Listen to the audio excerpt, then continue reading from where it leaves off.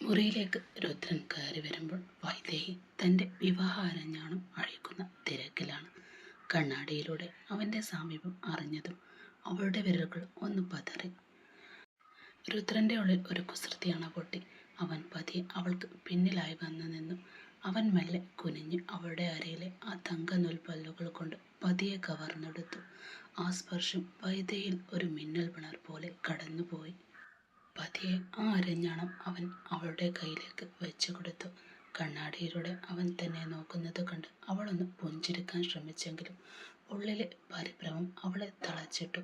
പക്ഷെ രുദ്രൻ്റെ ആ നോട്ടം അപ്പോഴും അവളുടെ അണിവയറിലെ ആ കുഞ്ഞു മറുകിൽ തന്നെയാണ്. അവിടെ ചുറ്റിപ്പടിഞ്ഞു കിടക്കുന്ന നേർത്ത അരഞ്ഞാണത്തിൽ അവനൊന്ന് പിടിച്ചു വലിച്ചു. തൊട്ടടുത്ത നിമിഷം ആ മുറുകിൽ അമർന്ന അവൻ്റെ ചുണ്ടുകൾ അവളെ വിവശയാക്കി കളഞ്ഞു. ഒരു നിമിഷം അവൾ ലോകം മറന്നുപോയി നിന്നു. രുദ്രൻ മീരെ പോയിട്ടില്ല. അവൾ ബാത്റൂമിലുണ്ട്. പ്ലീസ് പുറത്തേക്കൊന്ന് പോകൂ, എനിക്കിതൊക്കെ ഒന്ന് മാറ്റണം, അവൾ കിതപ്പോടെ പറഞ്ഞു. പക്ഷെ അവൻ കേട്ട ഭാവം നടിച്ചില്ല. ഇല്ല എന്ന് തലയാട്ടി. അവൻ അവളെ തന്നിലേക്ക് ഒന്നുകൂടി ചേർത്ത് നിർത്തി. എന്നിട്ട് തൻ്റെ ഫോണെടുത്ത് ആ നിമിഷത്തിൻ്റെ ഒരു ഫോട്ടോ പകർത്തി. അവളൊന്ന് തടയാൻ നോക്കിയെങ്കിലും അത് നടന്നില്ല. പെട്ടെന്നാണ് അവൻ അവളുടെ നുണക്കുഴിയിലൊന്ന് കടിച്ചത്. വേദനയേക്കാൾ ഉപരി അവളിൽ അത് ഉണ്ടാക്കിയത് ഒരു തരം പ്രണയപരവേശമാണ്. അവളുടെ തിളങ്ങുന്ന കണ്ണുകളും വിടർന്ന മുഖവും പ്രണയം തുടിച്ചു നിൽക്കുന്ന ആ ഭാവവും കണ്ടപ്പോൾ രുദ്രന് നിയന്ത്രിക്കാനായില്ല. വൈദേഹി ഒട്ടും പ്രതീക്ഷിക്കാത്ത നേരത്ത് ഒരു മിന്നൽ പിണർ പോലെ അവൻ അവളുടെ ചുണ്ടുകളിൽ ഒന്ന് അമർത്തി ചുംബിച്ചു. കണ്ണു ചിമ്മി തുറക്കുന്ന വേഗതയിൽ നടന്ന ആ ചുംബനം അവളെ തരിച്ചിരുത്തി കളഞ്ഞു. അവൾ അവനെ തന്നെ കൂർപ്പിച്ചു നോക്കി. അയ്യേ വഷളൻ, ഇയാൾക്ക് ഇത്രയും ആക്രാന്തമുണ്ടായിരുന്നു എന്ന് ഞാൻ അറിഞ്ഞില്ല. അവൾ അവനിൽ നിന്നും കുതറി മാറി പിന്നിലേക്ക് നീങ്ങിയെങ്കിലും രുദ്രൻ അവളുടെ കൈകൾ പിടിച്ചു വലിച്ചു. അവൾ നേരെ ചെന്ന് തങ്ങിയത് അവൻ്റെ വിരിഞ്ഞ നെഞ്ചിലേക്കും. ഇങ്ങനെ നോക്കല്ല പെണ്ണെ, നോക്കിയാൽ ഞാൻ ഇപ്പോൾ തന്നെ നമ്മുടെ ഫസ്റ്റ് നൈറ്റ് നടത്തിക്കളയും. പിന്നെയൊക്കെ അവിടെ മാത്രമല്ല മറ്റു പല സ്ഥലത്തും എനിക്ക് ഉമ്മ വെച്ച് ചുവപ്പിക്കേണ്ടി വരും. അവൻ്റെ കുസൃതി കലഞ്ഞ ആ വാക്കുകൾ കേട്ടതും വൈദേഹിയാകെ പതറിപ്പോയി. അവൾ മുഖം കുനിച്ചു നിന്നു. അവളുടെ അഭാവം കണ്ടപ്പോൾ രുദ്രൻ്റെ ഉള്ളിൽ വാത്സല്യം നിറഞ്ഞു. അവൻ തൻ്റെ കൈ അവളുടെ തോളിലിട്ട് അവളെ നെഞ്ചോട് ചേർത്ത് പിടിച്ചു. അവൻ്റെ ഹൃദയമിടിപ്പ് തൻ്റെ കാതുകൾ മുഴങ്ങുന്നത് അവൾ അറിഞ്ഞു. ആ സമീപത്തിൽ അവൾ മറ്റേതോ ലോകത്തായി. പെട്ടെന്നാണ് ബാത്റൂമിൻ്റെ വാതിൽ തുറന്ന് മീര അങ്ങോട്ട് വന്നത്. സംഗതി പന്തിയില്ലെന്ന കണ്ട് രുദ്രൻ പതിയെ ഫോണിലേക്ക് നോക്കി നടന്നു. പക്ഷെ പോകുന്നതിന് മുമ്പ് അവളുടെ കാതോരം ചേർന്ന് അവൻ മെല്ലെ മൊഴിഞ്ഞു. ഞാൻ തിരിച്ചു വരുന്നതുവരെ ഈ സാരി നീ അഴിക്കാൻ പാടില്ല.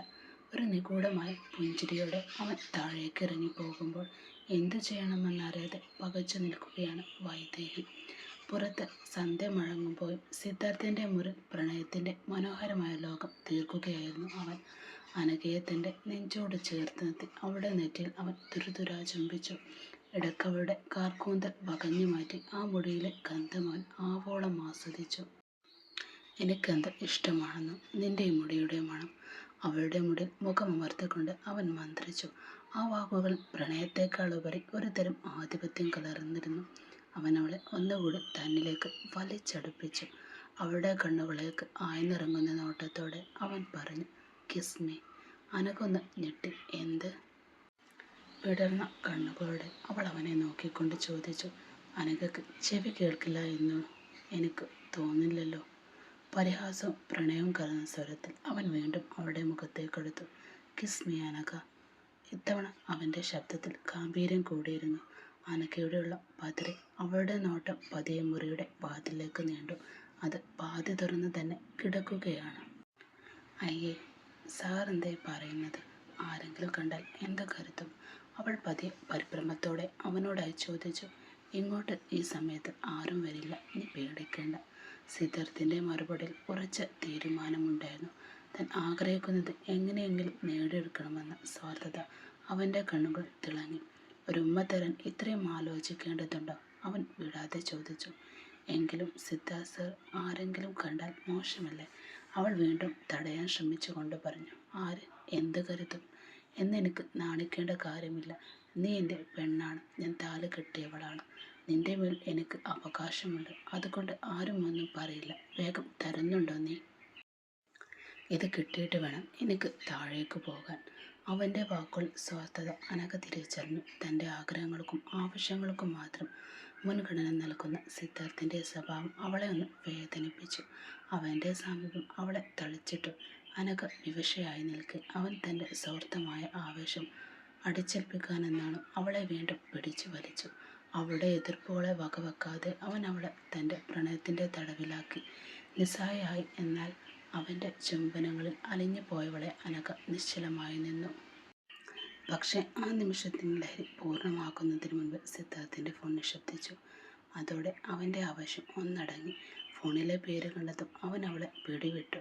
ഒന്നും മിണ്ടാതെ ആ നിമിഷം പാതി വയലുപേക്ഷിച്ച് അവൻ താഴോട്ട് നടന്നു.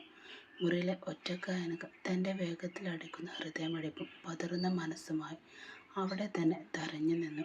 കല്യാണ തിരക്കുകൾ കഴിഞ്ഞ് വീട് പതിയെ ശാന്തമാകുകയാണ്. മുറ്റത്തെ പന്തലഴിക്കുന്ന പണിക്കാർ പണം നൽകുന്ന തിരക്കിലാണിപ്പോൾ സിദ്ധാർത്ഥ്. കൃത്യമായി കണക്കുകൾ നോക്കി പണം കൈമാറുമ്പോഴും അവൻ്റെ ഉള്ളിൽ മറ്റെന്തോ ചിന്തകളായിരുന്നു. മറുവശത്ത് രുദ്രൻ തൻ്റെ ഔദ്യോഗിക തിരക്കുകളിലേക്ക് ഊളിയിട്ട് കഴിഞ്ഞു. ഗൗരവമേറിയ ഏതോ ഒരു കേസിൻ്റെ അന്വേഷണത്തെക്കുറിച്ച് ഫോണിലൂടെ ഓഫീസറോട് സംസാരിക്കുമ്പോൾ അവൻ്റെ മുഖത്ത് ഒരു കരുത്തനായ ഉദ്യോഗസ്ഥൻ്റെ ഗാംഭീര്യമുണ്ട്. അകത്തളത്തിൽ അപ്പോഴും തമാശകളും കുസൃതികളും കുറവില്ല. അല്ല, നിങ്ങൾ എങ്ങോട്ടാണ് ഹണിമൂണിന് പോകുന്നത്? നിത്യ കുസൃതി ചിരിയോടെ വൈദ്യയെയും അനഘയെയും നോക്കിക്കൊണ്ട് ചോദിച്ചു. അതൊക്കെ ഞങ്ങൾ തീരുമാനിച്ചു. രുദ്രേട്ടനുമുണ്ട് കൂടെ. നിത്യ വിടാതെ ചോദിച്ചു കൊണ്ടേയിരുന്നു. അതൊന്നും എനിക്കറിയില്ല. ഞങ്ങൾ ഏതായാലും ആദ്യം മൂന്നാറിലേക്ക് പോകുന്നുണ്ട്. ഒരാഴ്ച മൂന്നാർ, അത് കഴിഞ്ഞ് നേരെ മലേഷ്യ, പിന്നെ സിംഗപ്പൂർ. അങ്ങനെ എല്ലായിടത്തും ചുറ്റിക്കറങ്ങി മാത്രമേ ഞങ്ങൾ വരൂ. അനഘ പറഞ്ഞു തീർന്നതും നിത്യ പൊട്ടിച്ചിരിച്ചു. പോടി നുണച്ചി, നുണ പറയല്ലേ. നിത്യ അത് കേട്ടതും അങ്ങോട്ട് വന്ന സിദ്ധാർത്ഥം ചിരി അടക്കാനായില്ല. അല്ല പിന്നെ, മുട്ടയിൽ നിന്ന് പിരിഞ്ഞിട്ടില്ല. അപ്പോഴാണ് അവളുടെ ഹണിമൂൺ ചോദ്യം. സിദ്ധാർത്ഥിൻ്റെ ആ കമൻറ്റ് കേട്ടതും എല്ലാവരും ഒരുപോലെ ചിരിച്ചു. നേരം പതിയെ സന്ധ്യയിലേക്ക് വഴിമാറി. സന്ധ്യാവിളക്ക് കൊളുത്തി കഴിഞ്ഞപ്പോൾ ലക്ഷ്മിയമ്മ കസവ് സാരികൾ 2 പേർക്കുമായി നൽകി. പുതിയ ജീവിതത്തിൻ്റെ പരിശുദ്ധി പോലെ ആ സാരികൾ അവളുടെ കയ്യിലിരുന്നു. അത് മാറ്റുകയും ചെയ്തു. എനിക്കാണെങ്കിൽ നല്ല ഉറക്കം വരുന്നുണ്ട് നിത്യ, അനഘ പതിഞ്ഞ സ്വരത്തിൽ പറഞ്ഞു. ഇന്ന് തന്നെ ഉറങ്ങണോടി നിനക്ക്? നിത്യയുടെ കണ്ണിറുക്കിക്കൊണ്ടുള്ള ചോദ്യം അനഘയെ വല്ലാതെ നാണിപ്പിച്ചു. എന്നാൽ വൈദ്യയുടെ അവസ്ഥ അതല്ല. രുദ്രനെ ഓർത്തപ്പോൾ തന്നെ അവളുടെ കൈയും കാലും വിറച്ചു. പ്രണയവും ഭയവും കലർന്ന ഒരു തരം വിങ്ങൽ അവളിൽ നിറഞ്ഞു. ഉള്ളിലെ പരിഭ്രമം മറച്ചു വെക്കാൻ അവൾ പാടുപെട്ടു.